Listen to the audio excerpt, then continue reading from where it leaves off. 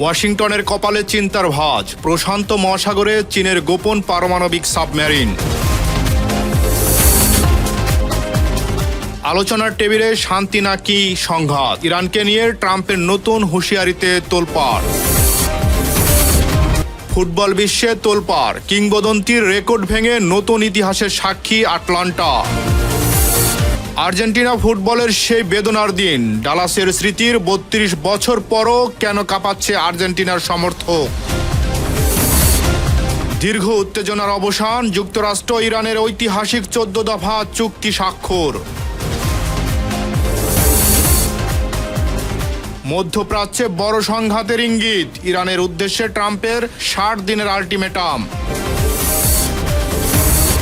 হঠাৎ বদলে যেতে পারে আকাশ, বৃষ্টি নিয়ে সতর্ক করল আবহাওয়া অধিদপ্তর। এবং চীনের ২০ যুদ্ধবিমান কিনছে বাংলাদেশ, বদলাতে পারে আঞ্চলিক শক্তির সমীকরণ। আকাশপথের পাশাপাশি এবার প্রশান্ত মহাসাগরের জলরাশিতে নিজের সক্ষমতা বাড়াতে শুরু করেছে চীন। তারই সর্বশেষ ও সবচেয়ে আলোচিত দৃষ্টান্ত হলো সাংহাইয়ের জিয়াংস্ট শিপার্ডে নির্মাণাধীন এই রহস্যময় পারমাণবিক সাবমেরিন। গত জুনে স্যাটেলাইটে ইমেজে প্রথমবার এই সাবমেরিনের অস্তিত্ব ধরা পড়লে নড়েচড়ে বসে ওয়াশিংটন। আকাশপথের পাশাপাশি এবার প্রশান্ত মহাসাগরে জলরাশিতে নিজের সক্ষমতা বাড়াতে শুরু করেছে চীন। তারই সর্বশেষ ও সবচেয়ে আলোচিত দৃষ্টান্ত হল সাংহাইয়ের জিয়াংনান শিপইয়ার্ডে নির্মাণাধীন এই রহস্যময় পারমাণবিক সাবমেরিন। গত জুনে স্যাটেলাইট ইমেজে প্রথমবার এই সাবমেরিনের অস্তিত্ব ধরা পড়লে নড়ে চড়ে বসে ওয়াশিংটন। সাম্প্রতিক ভূমি সংলগ্ন ফুটেজে ধরা পড়েছে এই নৌযানটির অনন্য নকশা, যা এখন বিশ্ব সামরিক বিশ্লেষকদের আলোচনার কেন্দ্রবিন্দুতে। বিশেষ করে প্রশান্ত মহাসাগরীয় অঞ্চলে মার্কিন আধিপত্যের বিপরীতে এক বড় ধরনের কৌশলগত চ্যালেঞ্জ। তবে এই নতুন সাবমেরিনের ফুটেজ প্রকাশের পর এটি স্পষ্ট যে বেইজিং তাদের নৌবহরকে এমন এক পর্যায়ে নিয়ে যাচ্ছে যা ওয়াশিংটনের কৌশলগুলোর জন্য বড় দুশ্চিন্তার কারণ। এই সাবমেরিনটি কেন এত রহস্যময় এবং এর প্রযুক্তিগত বৈশিষ্ট্যগুলো কি? সামরিক বিশ্লেষকদের মতে এটি সম্ভবত চীনের নতুন টাইপ 095 পারমাণবিক আক্রমণকারী সাবমেরিনের একটি অত্যাধুনিক ও উন্নত সংস্করণ। ভূমি সংলগ্ন ফুটেজে দেখা গেছে এর নকশায় রয়েছে অস্বাভাবিক বড় এক্স রাডার কাঠামো, যা এটিকে পানির নিচে অবিশ্বাস্য রকমের হাইড্রোডাইনামিক গতি ও নিঃশব্দে চলাচলের সক্ষমতা দেয়। চীনের আগের সাবমেরিনগুলোর তুলনায় এটি অনেক বেশি স্টিলথ বা অদৃশ্য থাকার ক্ষমতা সম্পন্ন। এটি প্রচলিত প্রোপেলারের বদলে ব্যবহার করা হয়েছে পাম্প জেট প্রোপালশন প্রযুক্তি এবং রিম ড্রাইভেন প্রোপেলার, যা পানির নিচে শব্দের মাত্রা কমিয়ে ফেলে এবং শত্রুপক্ষের রাডার বা সেনাদের পক্ষে একে শনাক্ত করা প্রায় অসম্ভব করে তোলে। সব মিলিয়ে চীনের এই সামরিক অগ্রগতি ইন্দো প্যাসিফিক অঞ্চলের কৌশলগত ভারসাম্যকে এক নতুন মোড় দিচ্ছে। ওয়াশিংটন যখন অস্ট্রেলিয়া, গুয়াম বা হাওয়াইয়ের মতো অগ্রবর্তী ঘাঁটিগুলোতে তাদের নৌশক্তি কেন্দ্রীভূত করছে, তখন চীন তাদের এই অদৃশ্য প্রযুক্তির নৌযান দিয়ে পাল্টা এক কৌশলগত বুদ্ধ তৈরির প্রস্তুতি নিচ্ছে। জিয়াংনান শিপইয়ার্ডে উৎপাদিত এই সাবমেরিনগুলো কেবল সাধারণ যুদ্ধ জাহাজ নয়, বরং ভূরাজনীতির টেবিলে চীনের এক শক্তিশালী ট্রাম্প কার্ড। এর ফলে সমুদ্রের অতল গহ্বরে এখন থেকে শুরু হয়েছে এক নতুন স্নায়ুযুদ্ধ, যেখানে মার্কিন নৌবাহিনীর প্রতিটি পদক্ষেপে প্রয়োজন হবে সূক্ষ্ম হিসাব নিকাশ।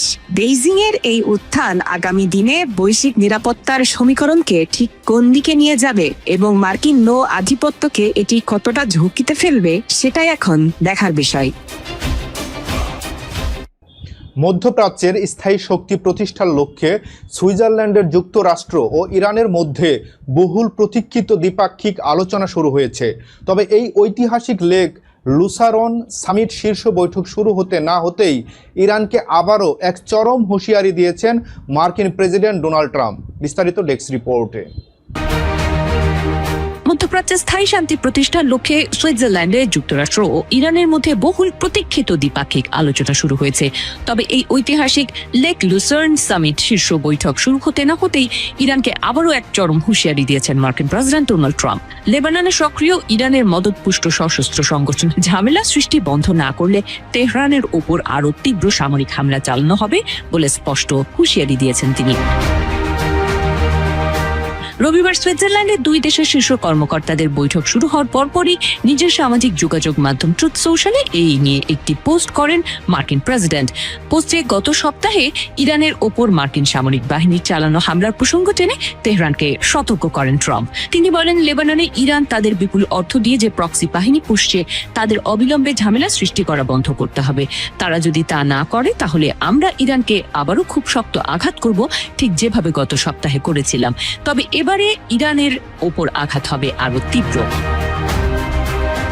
প্রেসিডেন্ট ট্রাম্পের এই করা হুমকি থেকে স্পষ্ট যে শান্তি আলোচনা চললেও ইরান মধ্যপ্রাচ্যে তাদের প্রক্সি নেটওয়ার্ক ও হিজবুল্লাহর কার্যক্রমের লাগাম টেনে না ধরলে যুক্তরাষ্ট্র পুনরায় সামরিক শক্তি প্রয়োগ করবে।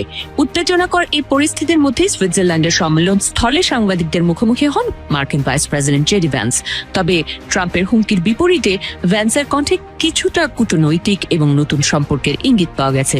ইরানের সঙ্গে এই আলোচনাকে একটি ঐতিহাসিক মুহূর্ত হিসেবে অভিহিত করেছেন তিনি। জেডি ভ্যান্স বলেন, আমাদের সামনে এখন মূল প্রশ্ন হলো আমরা একসাথে আর কতটুকু অর্জন করতে পারি। আমরা কি একটি নতুন অধ্যায়ের সূচনা করতে পারি কিনা। মধ্যপ্রাচ্যের দীর্ঘদিনের সংকট নিরসনে দীর্ঘমেয়াদী সমাধানের উপর জোর দেন মার্কিন ভাইস প্রেসিডেন্ট। তিনি বলেন, আমরা কি মধ্যপ্রাচ্যের সম্পর্কগুলোকে স্থায়ীভাবে পরিবর্তন করতে পারি, নাকি আমরা আবার সেই পুরনো সংঘাতের পথে ফিরে যাব।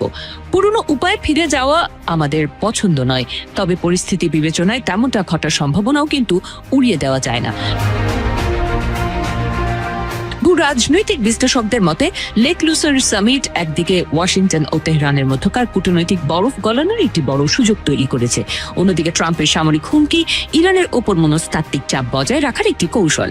শান্তি আলোচনার টেবিলে ইরানকে শর্ত মানতে বাধ্য করার লক্ষ্যে ট্রাম্প প্রশাসন একাধারে কূটনীতি ও সামরিক শক্তির দ্বিমুখী নীতি প্রদর্শন করছে। যুক্তরাষ্ট্র ও ইরানের এই শীর্ষ বৈঠক স্থায়ী শান্তির দিকে যাবে নাকি দুই দেশের সম্পর্ককে পুনরায় যুদ্ধের দ্বারপ্রান্তে দাঁড় করাবে তা আগামী কয়েকদিনের আলোচনার অগ্রগতির উপরই নির্ভর করছে। সবুজ মাঠে যখন গতির ঝড় আর পায়ের জাদু একসাথে মেতে ওঠে, তখন ফুটবল যেন নতুন এক কোনো গল্প তৈরি করে। আমেরিকার আটলান্টা স্টেডিয়ামের গ্যালারিতে ভরা দর্শকের তুমুল করতালির মাঝে ঠিক তেমনি এক অবিশ্বাস মুহূর্তের সাক্ষী হলো পুরো বিশ্ব ফুটবলের এক বড় মহাতারকার। রেকর্ড ভেঙে তার রাজত্বে ভাগ বসালেন নতুন এক তরুণ জাদুঘর। ফুটবল ইতিহাসের পাতায় যোগ হলো এমন এক দারুণ অধ্যায় যা কোটি ফুটবল প্রেমীর মনে রোমাঞ্চ বাড়িয়ে দিয়েছে। সবুজ মাঠে যখন গতির ঝড় আর পায়ের জাদু একসাথে মেতে ওঠে, তখন ফুটবল যেন নতুন কোনো গল্প তৈরি করে। আমেরিকার আটলান্টা স্টেডিয়ামের গ্যালারি ভরা দর্শকের তুমুল করতালির মাঝে ঠিক তেমনি এক অবিশ্বাস্য মুহূর্তের সাক্ষী হলো পুরো বিশ্ব। বিশ্ব ফুটবলের এক বড় মহাতারকার রেকর্ড ভেঙে তার রাজত্বে ভাগ বসালেন নতুন এক তরুণ জাদুকর। ফুটবল ইতিহাসের পাতায় যোগ হলো এমন এক দারুণ অধ্যায় যা কোটি ফুটবল প্রেমীর মনে রোমাঞ্চ বাড়িয়ে দিয়েছে। চলমান 2026 ফিফা বিশ্বকাপে সৌদি আরবের রক্ষণ ভাগকে এলোমেলো করে দিয়ে সাবেক বিশ্ব চ্যাম্পিয়ন স্পেন যখন 4-0 গোলের বড় জয় পায়, তখন মাঠের সব আলো কেড়ে নেন বার্সেলোনার তরুণ ফরোয়ার্ড লামিন ইয়ামাল। ম্যাচের ঠিক 11তম মিনিটে সতীর্থের চমৎকার পাস থেকে এক দুর্দান্ত ফিনিশিং এর বল জালে জড়ান এই স্প্যানিশ বিস্ময় বালক। আর এই এক গোলের মাধ্যমে তিনি ওলটপালট করে দিয়েছেন ফুটবল ইতিহাসের বহু পুরনো পরিসংখ্যান। 18 বছর 343 দিন বয়সে বিশ্ব মঞ্চে নিজের প্রথম গোলটি করে ইয়ামাল ভেঙে দিয়েছেন আধুনিক ফুটবলের জাদুকর লিওনেল মেসির 18 বছরের পুরনো এক রেকর্ড। 2006 বিশ্বকাপে সার্বিয়া ও মন্টেনেগ্রোর বিপক্ষে যখন মেসি তার প্রথম গোল করেছিলেন, তখন তার বয়স ছিল 18 বছর 357 দিন। অর্থাৎ মেসির চেয়ে ঠিক 14 দিন কম বয়সে বিশ্বকাপে গোলের দেখা পেয়ে ইতিহাসের অষ্টম কনিষ্ঠ গোলদাতা হিসেবে নিজের নাম লেখালেন ইয়ামাল। স্পেনের ইতিহাসে গাভির পর তিনি দ্বিতীয় এবং পেলের পর ইতিহাসের প্রথম অনূর্ধ্ব 18 ফুটবলার যিনি বিশ্বমঞ্চে গোল করলেন। পরিসংখ্যান বিষয়ক প্রতিষ্ঠান অপটা জানিয়েছে, ইয়ামালি বিশ্বের একমাত্র ফুটবলার যিনি একই সাথে ইউরো ও বিশ্বকাপ উভয় বড় টুর্নামেন্টে সবচেয়ে কম বয়সে গোল করার অনন্য নজির গড়লেন। তথ্য অনুযায়ী ইয়ামাল শুরুর একাদশে থাকা গত 21টি ম্যাচের একটিতেও হারেনি স্পেন। যার মধ্যে 16টি গোলে সরাসরি অবদান রয়েছে তার। ব্রাজিলিয়ান কিংবদন্তি পেলে 17 বছর 239 দিনের সর্বকালীন রেকর্ডটি এখনো অক্ষুণ্ণ থাকলেও ইয়ামালের এই দারুণ উত্থান যেন জানান দিয়েছে ফুটবল বিশ্বে হয়তো নতুন এক রাজপুত্রের শাসন শুরু হতে যাচ্ছে। ওরা আমার পা দুটি কেটে দিল, এটি কিন্তু কোনো সাধারণ বাক্য নয়। এটি ছিল ফুটবল ইতিহাসের সবচেয়ে হৃদয় বিদারক বাক্যগুলোর একটি। 32 বছর পেরিয়ে গেলেও এই কথাটি আজও কাঁপিয়ে দেয় আর্জেন্টিনার সমর্থকদের। আর এই কথার সঙ্গে ওতপ্রোতভাবে জড়িত আছে যুক্তরাষ্ট্রের ডালাস শহরের নাম। তাহলে কি এমন হয়েছিল সেখানে? বিস্তারিত ডেস্ক রিপোর্ট। ওরা আমার পা দুটো কেটে দিল, এটি কিন্তু কোনো সাধারণ বাক্য নয়। এটি ছিল ফুটবল ইতিহাসের সবচেয়ে হৃদয় বিদারক বাক্যগুলোর একটি। 32 বছর পেরিয়ে গেলেও এই কথাটি আজও কাঁপিয়ে দেয় আর্জেন্টিনা সমর্থকদের। আর এই কথার সঙ্গে ওতপ্রোতভাবে জড়িয়ে আছে যুক্তরাষ্ট্রের ডালাস শহরের নাম। তাহলে কি এমন হয়েছিল সেখানে? ফুটবলে কিছু জায়গা থাকে যেখানে ফিরে গেলে শুধু ম্যাচ খেলা হয় না, ফিরে আসে পুরনো স্মৃতি, পুরনো ক্ষত আর না পাওয়া স্বপ্নের গল্প। ডালাস আর্জেন্টিনার জন্য ঠিক তেমনই এক শহর, যে শহরের নাম শুনলেই অনেকের চোখে ভেসে ওঠে ডিয়েগো ম্যারাডোনার বিষণ্ণ মুখ আর কানে বাজে সেই বিখ্যাত আক্ষেপ, ওরা আমার পা দুটো কেটে দিল। সোমবার রাতে অস্ট্রিয়ার বিপক্ষে মাঠে নামবে লিওনেল মেসিদের আর্জেন্টিনা। জয় পেলেই নিশ্চিত হবে দ্বিতীয় রাউন্ড। কিন্তু এই ম্যাচের গুরুত্ব শুধু সেখানেই নয়, কারণ ম্যাচটি হচ্ছে সেই ডালাসের মাটিতে, যেখানে আর্জেন্টিনা ফুটবলের সবচেয়ে বেদনাদায়ক স্মৃতিগুলোর একটি লুকিয়ে আছে। 1994 বিশ্বকাপে দুর্দান্ত ছন্দে ছিল ম্যারাডোনার আর্জেন্টিনা। নাইজেরিয়ার বিপক্ষে জয়ের পরও পুরো দেশ তখন স্বপ্ন দেখছিল আরেকটি বিশ্বকাপের। কিন্তু হঠাৎ করেই সবকিছু বদলে যায়। ডোপ টেস্টে নিষিদ্ধ পদার্থ ধরা পড়ার পর ম্যারাডোনাকে বিশ্বকাপ থেকে বহিষ্কার করা হয়। এরপরই কান্না ভেজা কণ্ঠে তিনি বলেছিলেন, ওরা আমার পা দুটো কেটে দিল। সেই ধাক্কা আর সামলাতে পারেনি আর্জেন্টিনা। বিশ্বকাপ জয়ের স্বপ্ন ধীরে ধীরে ভেঙে যায়। ডালাস যেন হয়ে ওঠে অপূর্ণতা আর আক্ষেপের প্রতীক। 3 দশকের বেশি সময় পর আবার সেই শহরে ফিরছে আলবিসেলেস্তেরা। তবে এবার তাদের হাতে আছে নতুন সুযোগ। মেসি, আলভারেজ, দিবো মার্টিনেজরা চাইবেন জয় দিয়ে শুধু দ্বিতীয় রাউন্ড নয়, ডালাসকে ঘিরে থাকা সেই পুরনো দুঃস্বপ্নকেও পেছনে ফেলে যেতে। হয়তো অতীত বদলানো যাবে না, ম্যারাডোনার চোখের সেই জলও কেউ মুছে দিতে পারবে না, কিন্তু ডালাসের মাটিতে আরেকটি জয় আর্জেন্টিনার সমর্থকদের হৃদয়ে জমে থাকা বহু বছরের কষ্টকে কিছুটা হলেও কম করতে পারে। দীর্ঘদিনের সামরিক সংঘাত ও কূটনৈতিক টানাপোড়েনের অবসান ঘটিয়ে অবশেষে স্বাক্ষরিত হলো মার্কিন ইরান ঐতিহাসিক 14 দফার সমঝোতা চুক্তি। এই চুক্তির স্বাক্ষর নিয়ে আন্তর্জাতিক মহলে দীর্ঘদিন ধরে চলা নানা জল্পনা কল্পনার অবশেষে অবসান ঘটল। দীর্ঘদিনের সামরিক সংঘাত ও কূটনৈতিক টানাপোড়েনের অবসান ঘটিয়ে অবশেষে স্বাক্ষরিত হলো মার্কিন ইরান ঐতিহাসিক 14 দফার সমঝোতা চুক্তি। এই চুক্তির স্বাক্ষর নিয়ে আন্তর্জাতিক মহলে দীর্ঘদিন ধরে চলা নানা জল্পনা কল্পনার অবশেষে অবসান ঘটল। তবে এই চুক্তির জেরে মার্কিন প্রেসিডেন্ট ডোনাল্ড ট্রাম্প ও ইসরায়েলের প্রধানমন্ত্রী বেনিয়ামিন নেতানিয়াহুর দীর্ঘদিনের অটুট বন্ধুত্বে বড় ধরনের ফাটল ধরেছে। অন্যদিকে সমস্ত ভূ রাজনৈতিক সমীকরণ উল্টে দিয়ে এই চুক্তি থেকে নজিরবিহীন সব বড় সুবিধা ও একচেটিয়া লাভবান হয়েছে ইরান। চুক্তির প্রধান শর্ত অনুযায়ী মার্কিন, ইসরায়েল ও ইরান ফ্রন্টের মধ্যকার দীর্ঘদিনের তীব্র সংঘাতের অবসান ঘটিয়ে সব পক্ষ স্থায়ী যুদ্ধবিরতিতে সম্মত হয়েছে। বিনিময়ে ইরানকে তার পারমাণবিক কার্যক্রম কঠোর আন্তর্জাতিক নিয়ন্ত্রণে রাখতে হবে এবং ইউরেনিয়াম সমৃদ্ধকরণ বন্ধ রাখতে হবে। একই সাথে কৌশলগতভাবে গুরুত্বপূর্ণ হরমুজ প্রণালী আন্তর্জাতিক সামুদ্রিক বাণিজ্যের জন্য পুরোপুরি উন্মুক্ত করতে হবে। তবে এই চুক্তির ফলে আন্তর্জাতিক নিষেধাজ্ঞার বেড়াজাল থেকে মুক্ত হচ্ছে ইরান। দেশ পুনর্গঠনে ইরান লাভ করছে $300 বিলিয়ন একটি বিশাল বৈশ্বিক বিনিয়োগ তহবিল। এছাড়াও আন্তর্জাতিক বাজারে পুনরায় তেল রফতানির আইনি বৈধতা এবং বিভিন্ন বিশ্ব ব্যাংকে আটকে থাকা ইরানের নিজস্ব প্রায় $100 বিলিয়ন অবরুদ্ধ অর্থ ফেরত পাওয়ার পথও সুগম হয়েছে।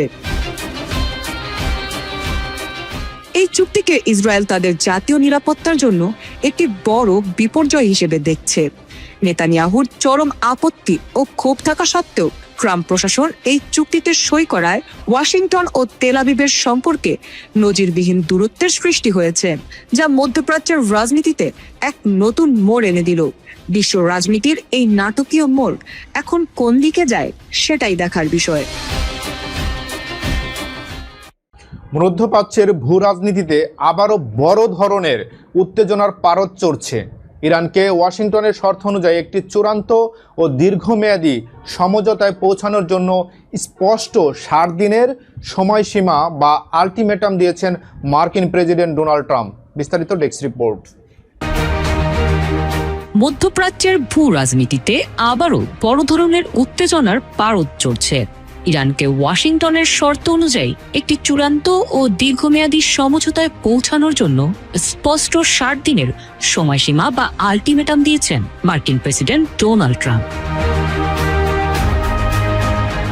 সাম্প্রতিক যুক্তরাষ্ট্র ইরান সামরিক সংঘাতের পর দুই দেশের মধ্যে একটি প্রাথমিক সমঝোতা স্মারক স্বাক্ষরিত হলেও ট্রাম্প সাফ জানিয়ে দিয়েছেন যে এটি কোনো স্থায়ী চুক্তি নয়। নির্ধারিত 60 দিনের মধ্যে একটি পূর্ণাঙ্গ চুক্তি স্বাক্ষর করতে ইরান ব্যর্থ হলে দেশটিকে মারাত্মক পরিণতির মুখোমুখি হতে হবে। ট্রাম্পের এই আলটিমেটামের মূল লক্ষ্য হল ইরানকে তাদের পারমাণবিক কর্মসূচি পুরোপুরি বন্ধ করতে বাধ্য করা।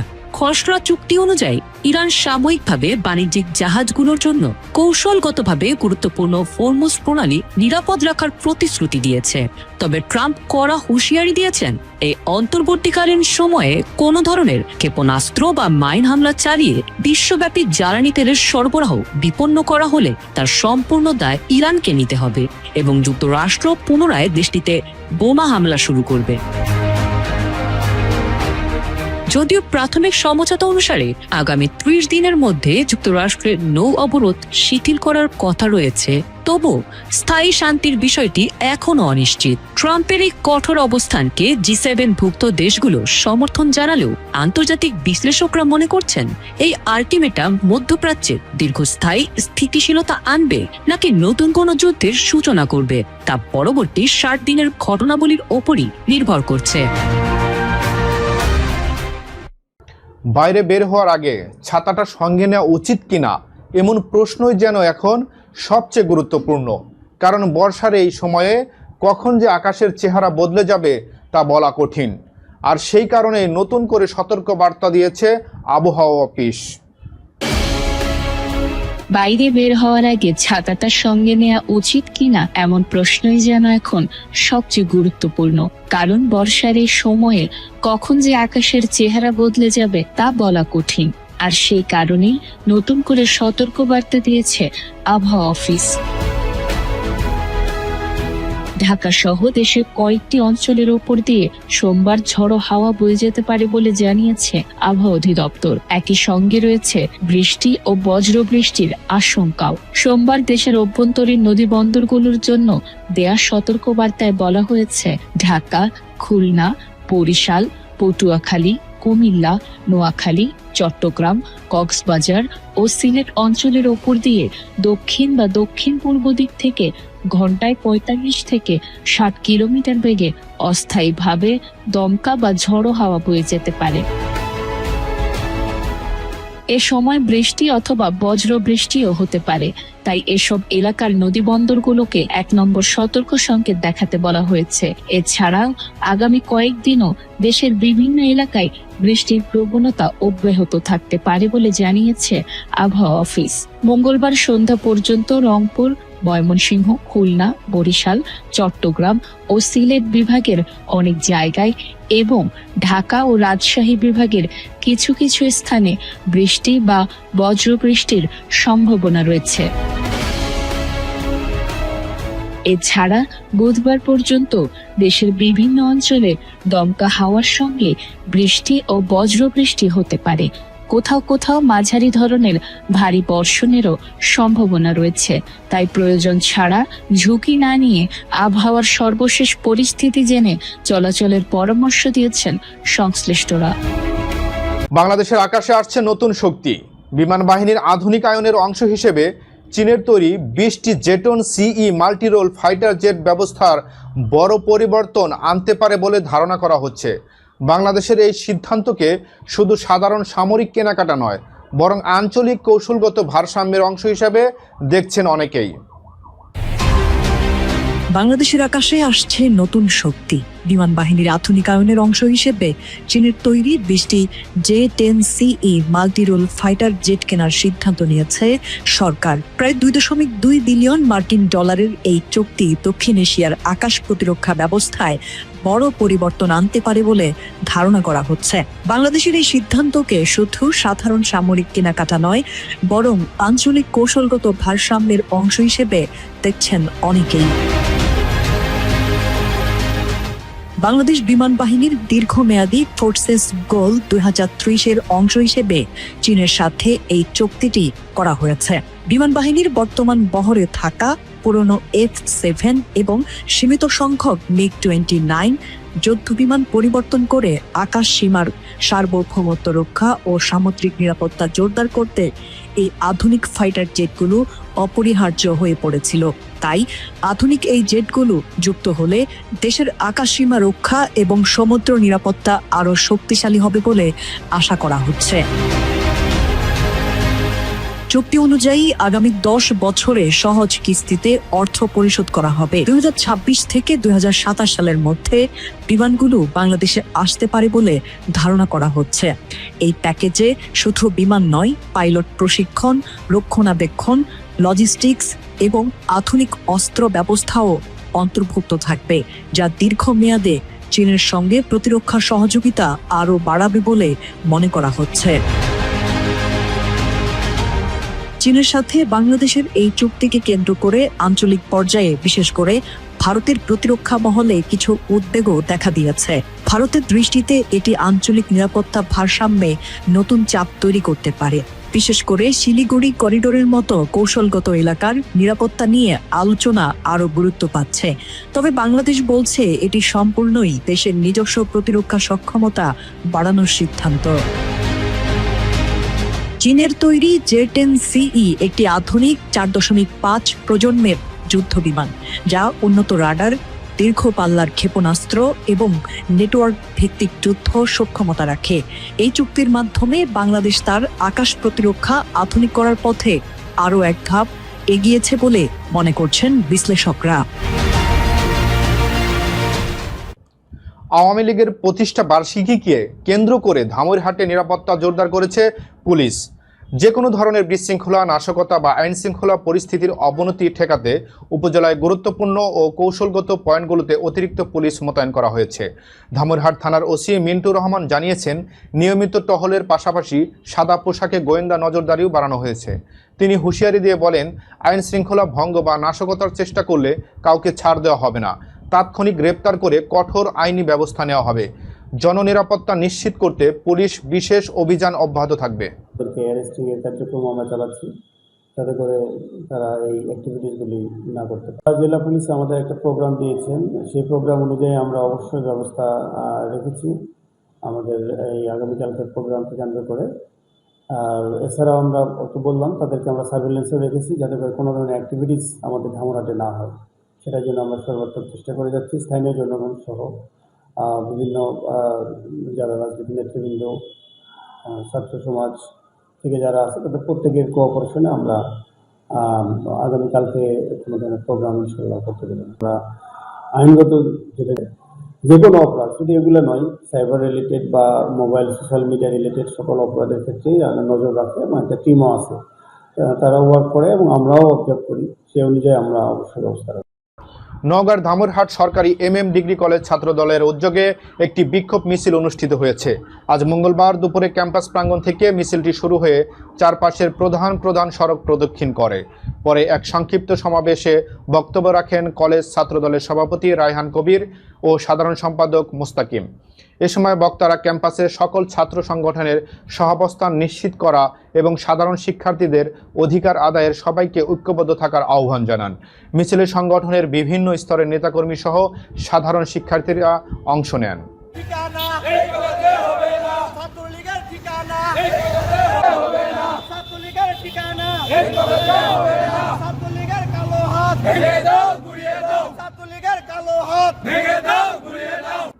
নারায়ণগঞ্জের বন্দরে বিএনপি নেত্রী ও সমাজসেবিকা মুন্নি আক্তারের ওপর হামলা এবং তার বিরুদ্ধে মিথ্যা সংবাদ প্রচারের অভিযোগে বিক্ষোভ মিছিল ও মানববন্ধন করেছেন এলাকাবাসী। সোমবার বিকেলে উপজেলার ধামগড় ইউনিয়নের মনারবাড়ি ৯ নম্বর ওয়ার্ডে এ কর্মসূচি অনুষ্ঠিত হয়। বক্তারা অভিযোগ করেন, মাদক ব্যবসায় বাধা দেওয়া এবং এ বিষয়ে থানায় লিখিত অভিযোগ দায়ের করায় মুন্নি আক্তারের ওপর হামলা চালানো হয়েছে।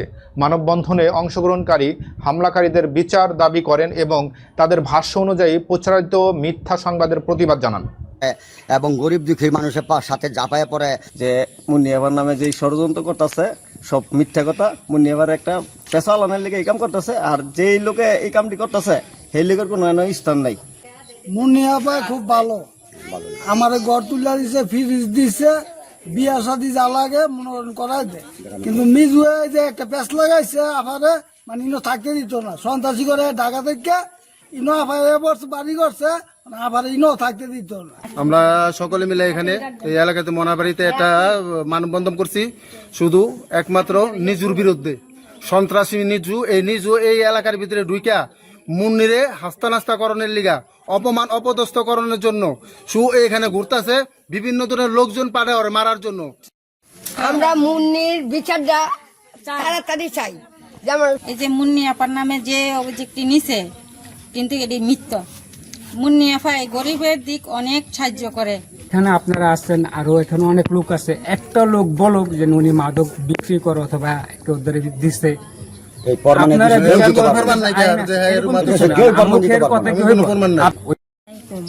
আমাদের গ্রামে মুন্নিয়াপা 10 বছর ধরে আছে। মুন্নিয়াপার কথা সবার মুখে মুখে আছে। মুন্নিয়াপায় কোনোদিন কাউকে ফিরাই দেয় নাই, দুনিয়ায় হোক আর গরিবে হোক সবাইরে ওনায় সাহায্য করে। উত্তরাঞ্চলের প্রাণপ্রবাহ তিস্তা নদী এবং ডালিয়া তিস্তা ব্যারেজ পরিদর্শন করেছেন সরকারের 3 মন্ত্রী।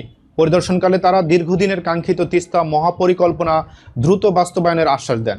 নীলফামারীর ডালিয়া ব্যারেজ এলাকায় পৌঁছান পানি সম্পদ মন্ত্রী শহীদ উদ্দিন চৌধুরী অ্যানি, এলজিআরডি প্রতিমন্ত্রী ফরহাদ হোসেন আজাদ এবং দুর্যোগ ব্যবস্থাপনা ও ত্রাণ প্রতিমন্ত্রী অধ্যক্ষ মোহাম্মদ শাহজাহান মিয়া। এ সময় মন্ত্রীরা ব্যারেজের বিভিন্ন স্থাপনা, সেচ কার্যক্রম ও নদী ভাঙন পরিস্থিতি সরেজমিনে ঘুরে দেখেন। তারা জানান, তিস্তা পাড়ের মানুষের দুর্ভোগ কমাতে মহাপরিকল্পনা অনুমোদনের প্রক্রিয়া দ্রুতগতিতে এগিয়ে নেওয়া হচ্ছে। এটি বাস্তবায়িত হলে উত্তরাঞ্চলের কৃষি ও অর্থনীতিতে এক বৈপ্লবিক পরিবর্তন আসবে। এবং আরেক এই রংপুর, কুড়িগ্রাম, গাইবান্ধা, লালমনিরহাট এবং যে আপনারা যান এবং এলাকাবাসীকে আশ্বস্ত করে আসেন যে আমি খুব শীঘ্রই এই তিস্তা মহাপরিকল্পনার কাজ হাতে নিব এবং ওই কমিটমেন্টের ভিত্তিতে নতুনভাবে এই যে কাজটা করা, এই কাজটাকে দৃশ্যমান বাস্তবে নিয়ে আসা, এটা আমাদের প্রতিশ্রুতির অংশ। এবং আমরা সবাই মিলে আজকে একত্রিত হয়ে এই এলাকায় এসেছি, সরেজমিনে দেখেছি। ইনশাল্লাহ পদ্মা ব্যারেজ যেভাবে একটাকে পাশ হয়েছে, খুব শীঘ্রই আমাদের এই টেকনিক্যাল টিম কাজ করার পর দৃশ্যমান রিপোর্ট হবে এবং দৃশ্যমান এই কাজে যে একটাকে পাশ করানো, সেই কাজটাও আমরা দৃশ্যমান করে এখানে কাজ শুরু করব ইনশাল্লাহ। উজানের পাহাড়ি ঢল ও ভারী বৃষ্টিপাত নীলফামারীতে আবারও বাড়ছে তিস্তার পানি। আজ সকালে তিস্তা ব্যারেজের ডালিয়া পয়েন্টে পানি বিপদ সীমার মাত্র 10 সেন্টিমিটার নিচ দিয়ে প্রবাহিত হয়। পরিস্থিতি নিয়ন্ত্রণে ব্যারেজের 44টি জল কপাট খুলে দিয়েছে পানি উন্নয়ন বোর্ড। পানি ক্রমাগত বাড়তে থাকায় তিস্তার বিস্তীর্ণ চরাঞ্চল ও নিম্নাঞ্চল তলিয়ে যেতে শুরু করেছে। ফলে চরম আতঙ্কে নির্ঘুম রাত কাটাচ্ছে নদী পাড়ের মানুষেরা। পানি উন্নয়ন বোর্ড জানিয়েছে, আগামী 48 ঘন্টায় উত্তরাঞ্চলের নদ নদীর পানি আরও বৃদ্ধি পেয়ে স্বল্প মাত্রায় বন্যার আশঙ্কা থাকলেও দীর্ঘমেয়াদী বা স্থায়ী কোনো বন্যার সম্ভাবনা নেই। যেগুলো ছিল সব বিছুন ফেলাইছিলাম, বিছুনগুলা নষ্ট হয়ে গেছে। আমাদের অনেক বাড়িঘর এখন এই নদীর হাতে, মানে যে খুব দুশ্চিন্তার মুখে আছে তারা। গরিব আকাশে কোনো মেঘ নাই, আকাশে সেরকম কোনো বৃষ্টি নাই, তারপরেও দেখা যায় যে এখানে উজান থেকে ঢল এসে, ঢলের পানি এসে, ভারত থেকে পানি এসে আমাদের এই বন্যায় আমাদের বাড়িঘরে পানি এসে বাড়িঘর চলে গেছে। এখানে বাড়িঘরে থাকার মতো এখন আমাদের থাকা যাচ্ছে না, আমরা অবদার উপরে আছি। নীলফামারীর ডিমলায় গাজীপুরে নিষিদ্ধ ঘোষিত সংগঠন আওয়ামী লীগের মিছিলে পুলিশ বাহিনীকে হুমকি ও উস্কানিমূলক কর্মকাণ্ডের প্রতিবাদে বিক্ষোভ সমাবেশ করেছে বাংলাদেশ জাতীয়তাবাদী ছাত্র দলের ডিমলা উপজেলা শাখা। মঙ্গলবার বিকেলে মিছিলটি উপজেলা গুরুত্বপূর্ণ সড়ক প্রদক্ষিণ শেষে স্মৃতি অম্লান চত্বরে সংক্ষিপ্ত সমাবেশে মিলিত হয়। তারা দেশের শান্তি শৃঙ্খলা ও গণতান্ত্রিক পরিবেশ বজায় রাখতে সকলকে সচেতন থাকার আহ্বান জানান। এ সময় ডিমলা উপজেলা ছাত্রদলের বিভিন্ন পর্যায়ের নেতাকর্মী উপস্থিত ছিলেন। সমাবেশ শেষে শান্তিপূর্ণভাবে কর্মসূচি সমাপ্ত হয়।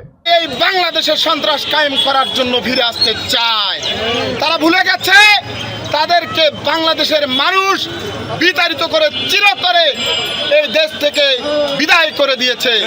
এই আওয়ামী লীগ এবং তার অঙ্গ সংগঠন একটি নিষিদ্ধ সংগঠন, তা নিষিদ্ধ হয়েছে। সেই নিষিদ্ধ সংগঠন যদি কোনোভাবে আবারও ফিরে আসার চেষ্টা করে, বাংলাদেশ জাতীয়তাবাদী ছাত্র দল কোনোভাবেই তাদেরকে ছাড় দেবে না। সরাসরি পার্টি অফিসে যাব এবং সেখান থেকে আমরা ডিমলা উপজেলা প্রশাসনের উদ্দেশ্যে আমরা তাদেরকে জানিয়ে বলতে চাই যে আজকে সারা দেশে এই নিষিদ্ধ ঘোষিত লীগ যেভাবে আমাদের পুলিশ ভাইদেরকে হুমকি দিয়েছে, সেরকম আমাদের ডিমলায় একটি সন্ত্রাসী সংগঠন আছে যার নাম হচ্ছে আগুন খোয়া টিম। আমরা চাই আপনারা যত দ্রুত সম্ভব ডিমলার প্রতিটি জায়গা আনাচে কানাচে খুঁজে এইসব আগুন খোয়া টিমের সদস্যদের বের করুন এবং তাদের গ্রেপ্তার করুন, এবং এরই সাথে আওয়ামী লীগের যারা আশপাশে আছে তাদের সকলকেই পর্যবেক্ষণে রাখবেন। পাবনায় নারী ও শিশুর প্রতি সহিংসতা রোধ এবং বাল্যবিবাহ প্রতিরোধের লক্ষ্যে বর্ণাঢ্য র্যালি ও আলোচনা সভা অনুষ্ঠিত হয়েছে। মঙ্গলবার সকালে জেলা প্রশাসন ও মহিলা বিষয়ক অধিদপ্তরের যৌথ আয়োজনে এ কর্মসূচি অনুষ্ঠিত হয়। র্যালিটি জেলা প্রশাসকের কার্যালয়ের সামনে থেকে শুরু হয়ে শহরের প্রধান সড়ক প্রদক্ষিণ করে। পরে জেলা প্রশাসক আমিনুল ইসলামের সভাপতিত্বে এক আলোচনা সভা অনুষ্ঠিত হয়। এতে বক্তব্য রাখেন মহিলা বিষয়ক অধিদপ্তরের উপপরিচালক জিলাল উদ্দিন, অতিরিক্ত জেলা প্রশাসক মনিরুজ্জামান সহ অন্যান্য বিশিষ্ট ব্যক্তিবর্গ।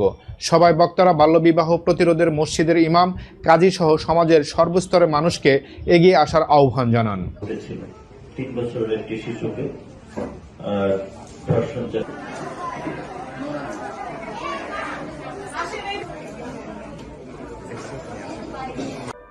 মুন্সিগঞ্জে শ্রীনগরে পারিবারিক বিরোধের জেরে শ্বশুর বাড়ির লোকজনের হামলায় সৌদি প্রবাসী আবু তাহের ও তার ভগ্নিপতি নয়ন গুরুতর আহত হয়েছেন।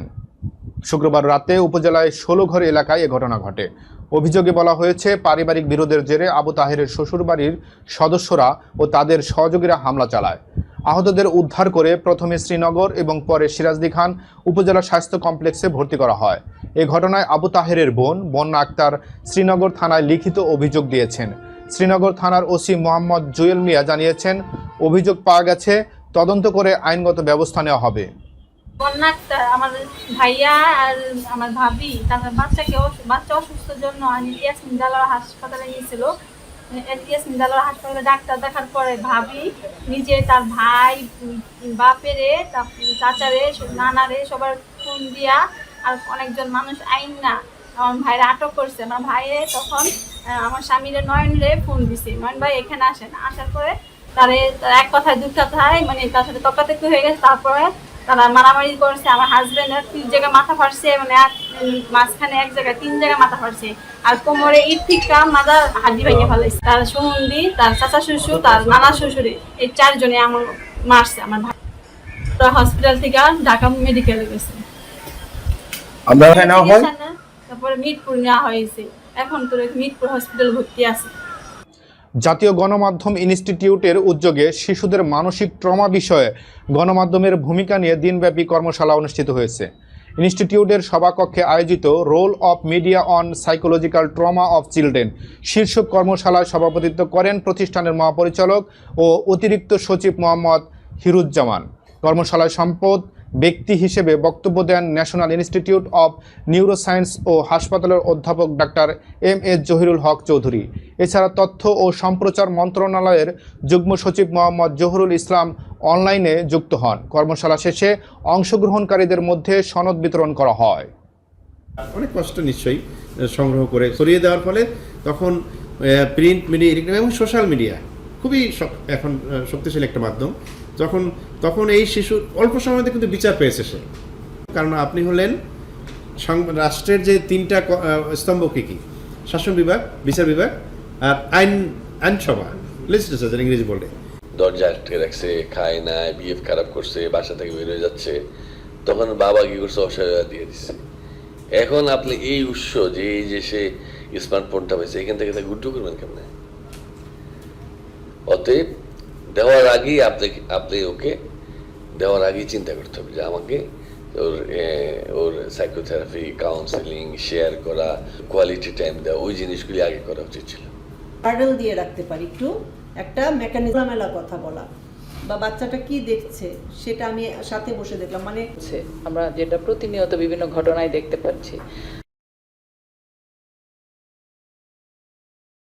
মানিকগঞ্জের ঘিওর উপজেলায় আগামী 28 জুন জাতীয় ভিটামিন এ+ ক্যাম্পেইনের আওতায় 1,07,257 শিশুকে ভিটামিন এ ক্যাপসুল খাওয়ানো হবে। এ উপলক্ষে মঙ্গলবার উপজেলা স্বাস্থ্য কমপ্লেক্সে এক অ্যাডভোকেসি ও পরিকল্পনা সভা অনুষ্ঠিত হয়েছে। উপজেলা স্বাস্থ্য পরিবার পরিকল্পনা কর্মকর্তা ডাক্তার হাসিব আহসানের সভাপতিত্বে সভায় প্রধান অতিথি হিসেবে উপস্থিত ছিলেন উপজেলা নির্বাহী কর্মকর্তা নাশিতাতুল ইসলাম। সভায় আগামী 28 জুন 6 মাস থেকে 5 বছর বয়সী সব শিশুকে নিকটস্থ কেন্দ্রে নিয়ে গিয়ে ভিটামিন এ ক্যাপসুল খাওয়ানোর জন্য অভিভাবকদের প্রতি আহ্বান জানানো হয়। একই সাথে এই জাতীয় কর্মসূচি সফল করতে সংশ্লিষ্ট সকলের সহযোগিতা কামনা করেছেন কর্তৃপক্ষ। অনেকেই আছে যারা তারা দেখেছে ভিটামিন এ+ ক্যাম্পেইন যেটা শুরু হচ্ছে, এটা বর্তমানে এ+ ক্যাপসুল যে খাওয়াইতে হবে, স্ম্যাশ করে একটা বাটি বিভিন্ন ফর্টিফিকেশন, তেলের সাথে ভিটামিন এ আছে, অনেক কিছুর সাথে, ঠিক আছে। আমরা যে চোখে দেখি, আমাদের চোখে যে দৃশ্য দেখার যে বাইরের কনজাংটিভা, ভিতরে কর্নিয়া, এছাড়াও পুরো রেটিনাকে আমরা দেখলাম। তো সমস্যা হচ্ছে ভিটামিন এ, আমরা শুধু ভিটামিন এ খাওয়াবো না, আমরা আমাদের কাছে আগত প্রতিটি বাচ্চাকে ফিডিং অ্যাডভাইস দিব, এই বিষয়ে আমরা পরামর্শ প্রদান করব।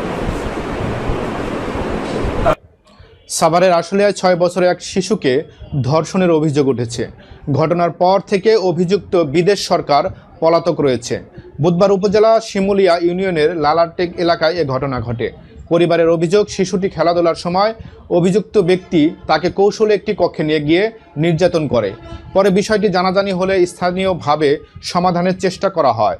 শুক্রবার রাতে এলাকাবাসীর ধাওয়ায় মুখে অভিযুক্ত পালিয়ে যায়।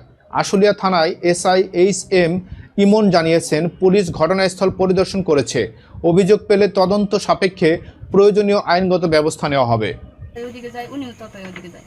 পরে লুঙ্গি করছে, লুঙ্গি গেছার পরে আমার মেয়ের পেন খুলছে। পরে এমনি করতে করতে আমার মেয়ে যে জানালার কাছে পড়ে গেছে। তারপরে এলো হচ্ছে এই মানে নারী নির্যাতনের মতন ই করে ফেলাইছে, মানে দর্শন করছে।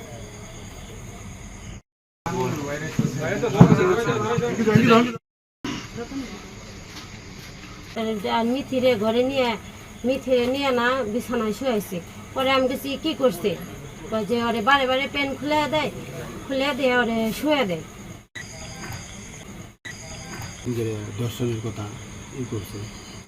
অপরাধের বিচার চাই, কঠিন শাস্তি চাই, থানায় যে আমরা মামলা করবো যে কখন।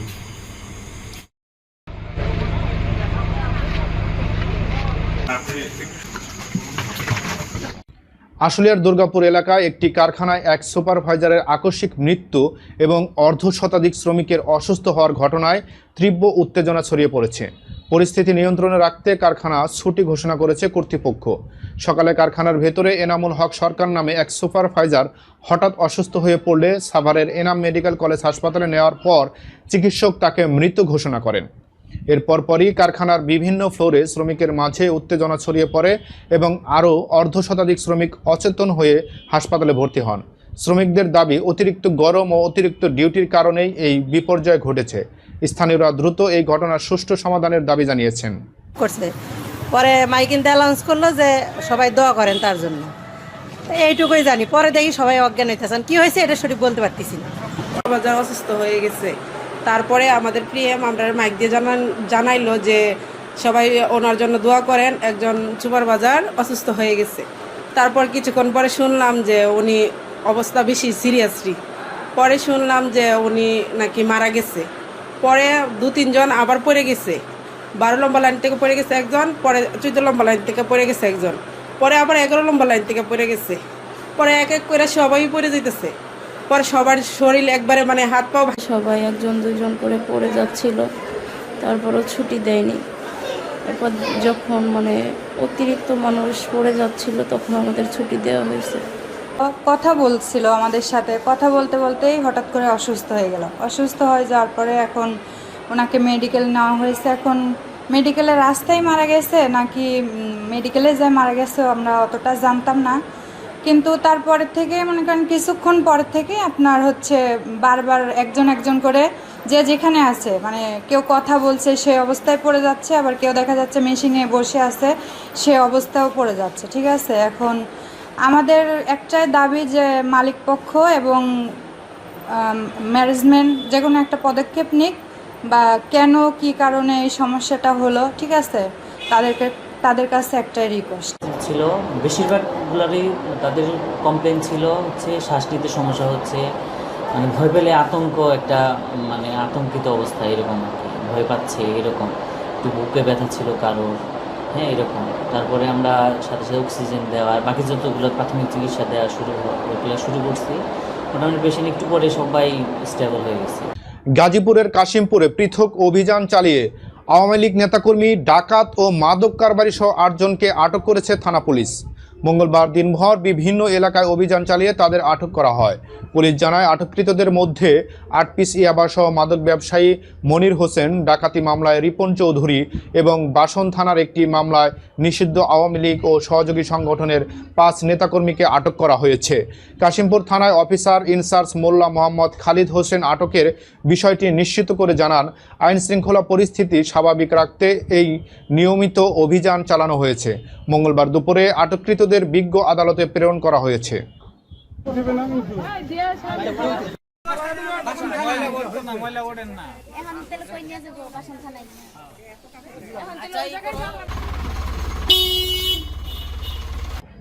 কুড়িগ্রামের নাজিম খান ইউনিয়নের বাছরা ঈদগাহ মাঠ সংলগ্ন পুরনো কাঠের সাঁকো ভেঙে পড়ার পর দ্রুত নতুন করে নির্মাণ করা হয়েছে সাঁকোটি। শনিবার এর উদ্বোধন করেন কুড়িগ্রাম 2 আসনের সংসদ সদস্য ডক্টর আতিক মুজাহিদ। এর আগে তিস্তা নদী ভাঙন এলাকা পরিদর্শনের সময় স্থানীয়দের যাতায়াতের দুর্ভোগ দেখে নতুন সাঁকো নির্মাণের আশ্বাস দিয়েছিলেন তিনি। উদ্বোধনের পর এলাকাবাসীর মধ্যে স্বস্তি ও আনন্দের পরিবেশ দেখা যায়। এ সময় স্থানীয় গণ্যমান্য ব্যক্তি, রাজনৈতিক নেতাকর্মী এবং গণমাধ্যম কর্মীরা উপস্থিত ছিলেন। সামনে যে বাজেট আসবে সেটাতে আমরা সবার আগে দিব। তো আমরা সেখানে রাজারহাটে আলহামদুলিল্লাহ এটা নিয়ে মনে হয় 30-31টা কাজ হচ্ছে আমাদের টিয়ার কাবিকা থেকে। তো এই অঞ্চলের মানুষের দুর্ভোগ লাঘবে আমাদের একটু ছোট একটা চেষ্টা, আমাদের এমপি সরকারের বাজেট যেটা সেটা থেকে আমরা দিচ্ছি।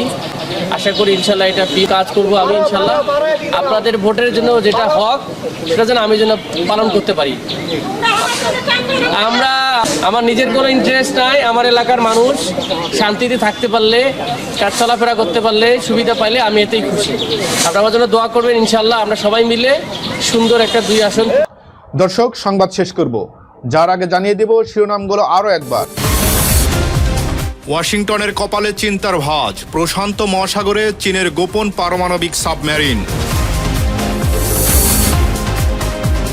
আলোচনার টেবিলে শান্তি নাকি সংঘাত, ইরানকে নিয়ে ট্রাম্পের নতুন হুঁশিয়ারিতে তোলপাড়। ফুটবল বিশ্বে তোলপাড়, কিংবদন্তির রেকর্ড ভেঙে নতুন ইতিহাসের সাক্ষী আটলান্টা। আর্জেন্টিনা ফুটবলের সেই বেদনার দিন, ডালাসের স্মৃতির ৩২ বছর পরও কেন কাঁপাচ্ছে আর্জেন্টিনার সমর্থক। দীর্ঘ উত্তেজনার অবসান, যুক্তরাষ্ট্র ইরানের ঐতিহাসিক ১৪ দফা চুক্তি স্বাক্ষর। মধ্যপ্রাচ্যে বড় সংঘাতের ইঙ্গিত, ইরানের উদ্দেশ্যে ট্রাম্পের ৬০ দিনের আল্টিমেটাম। হঠাৎ বদলে যেতে পারে আকাশ, বৃষ্টি নিয়ে সতর্ক করল আবহাওয়া অধিদপ্তর। এবং চীনের ২০ যুদ্ধ বিমান কিনছে বাংলাদেশ, বদলাতে পারে আঞ্চলিক শক্তির সমীকরণ।